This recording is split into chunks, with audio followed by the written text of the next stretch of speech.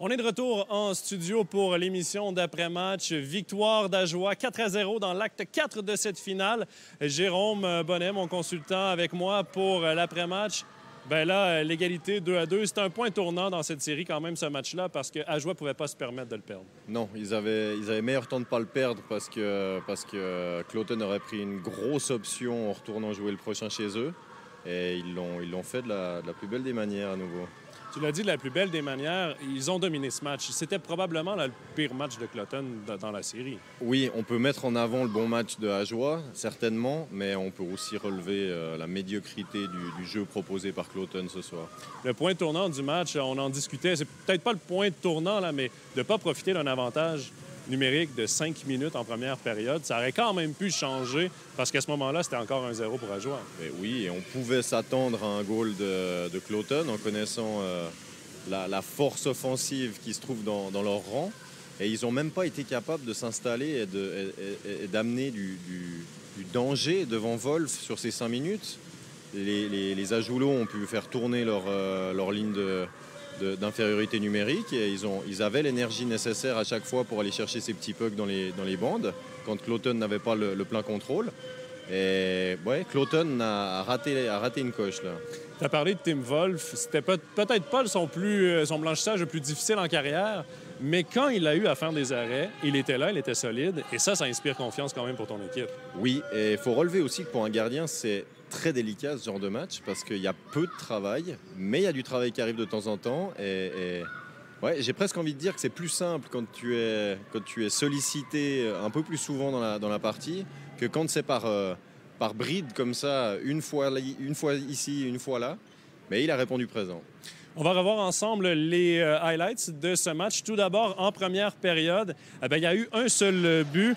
C'est l'œuvre d'Arnaud Schnegg à la 10e minute. Une passe qui va apparaître dans l'enclave, bien placée, réussi à déjouer Niffler par-dessus l'épaule gauche.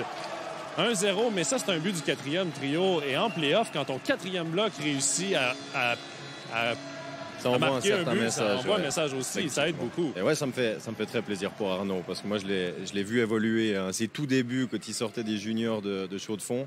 Et on pouvait déjà voir un patinage certain, une très belle vision de jeu.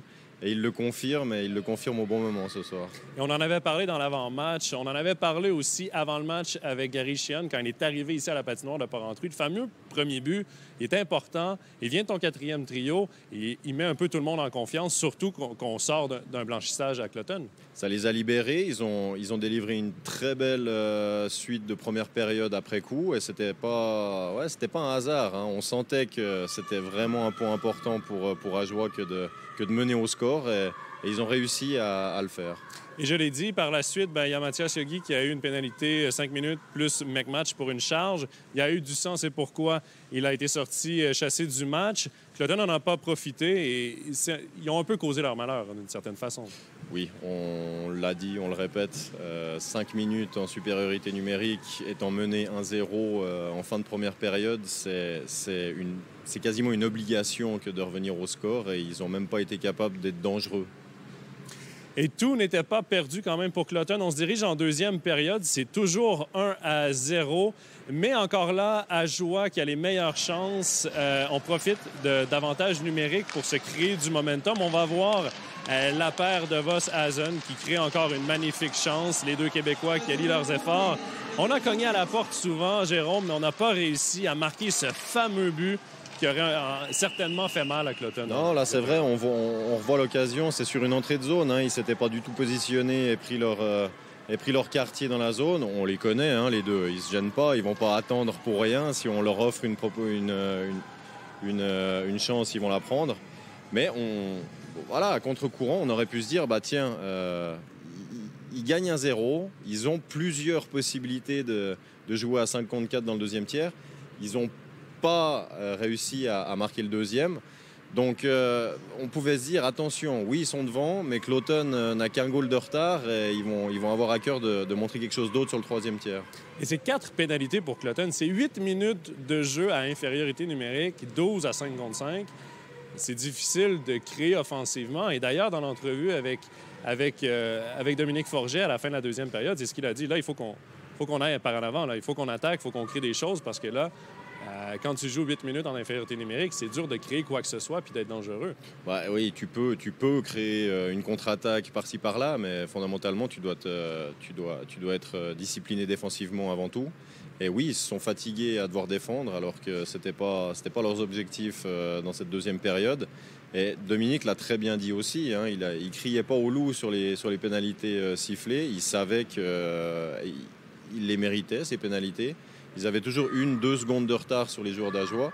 Et c'est ce qui a fait que voilà, ils ont dû utiliser leur canne, ils ont dû faire des fautes. Les arbitres qui sont souvent pointés du doigt, mais ce soir, qui ont quand même fait un très bon travail. Là. Ils n'ont pas laissé passer quoi que ce soit.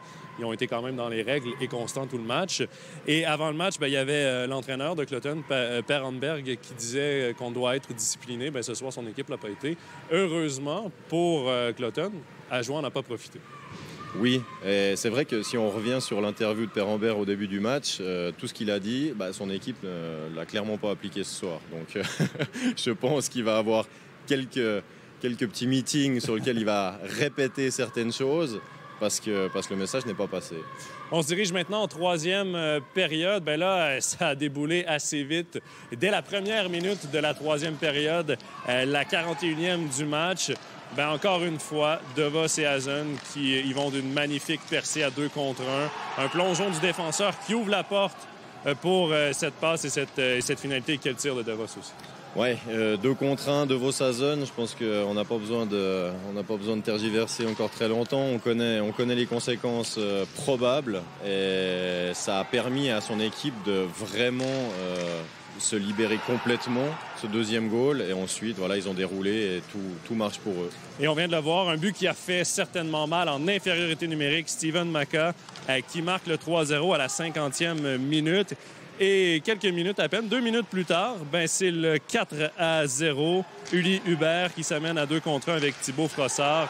Magnifique passe, un tir sur réception. Et là, le match était joué. Ouais, Ajoie fait tout juste, hein, mais si on se positionne du côté de Cloton, le premier défenseur qui laisse cette flip pass rebondir devant lui, il y a deux joueurs d'Ajoie qui arrivent pleine vitesse. Le dernier défenseur qui est même pas dans la ligne de passe. Enfin, oui, Ajoie fait très juste, puis en même temps, en face, il n'y a pas grand-chose pour les empêcher de faire les choses justes. Mais là, chaque équipe qui jouait à domicile a eu les devants dans cette série. Là, il va falloir qu'Ajoie garde la même intensité, le même jeu, mais qu'il le transpose à Cloton. Oui, là est toute la question maintenant, c'est de savoir qu'est-ce que le prochain match va donner, parce que autant quand on joue à Ajoie sous Royaume, et autant quand on joue à Cloton tient son rôle de leader de la meilleure des manières. Donc, on se réjouit de ce prochain match. Et surtout qu'avec une égalité là, de 2-2, c'est plus une série au meilleur des 7, mais bien au meilleur des 3 qu'on va vivre. Donc, on n'a plus vraiment de marge d'erreur. Et peut-être que le sentiment d'urgence va être un peu plus présent. Mais quoi qu'il en soit, l'avantage de la glace reste à Cloton. Ajoie devra trouver des solutions sur la patinoire zurichoise. Oui, ils vont devoir trouver des solutions. Et ô combien, j'imagine qu'ils ne veulent pas aller au match 7. Donc, ça va se jouer le prochain match. De nouveau, chaque match va avoir une importance capitale maintenant. Mais on sent bien que Cloton, le prochain match, aura la même pression que ce que Ajoie a eu ce soir. Est-ce que tu t'attends à ce que Cloton sorte un peu comme des lions au prochain match? Est-ce que tu penses que la contre-performance de ce soir va peut-être les motiver à sortir plus fort au prochain match? C'est ce qui s'est passé jusqu'à maintenant, finalement. Donc, on peut bien s'attendre à ce que le Cloton du prochain match ne soit pas le même que ce soir. Et c'est à Ajoie aussi de se préparer en conséquence. Ce sera très intéressant. Est-ce qu'on va te retrouver au co-commentaire de cet acte 5? Ce sera très agréable, donc. Et c'est le rendez-vous dans 2 jours pour l'acte 5 de cette finale. Un match très important. Mais entre-temps, demain, dimanche, ce sera le premier acte des demi-finales de National League sur MySports One dès 19h30 avec le studio. La Swiss League va reprendre lundi. 19h45 pour l'acte 5 entre Ajoie et Cloton. Merci à toute l'équipe. Merci, Jérôme, d'avoir été avec nous. Merci à toi. À la maison, portez-vous bien et à bientôt. Bye-bye.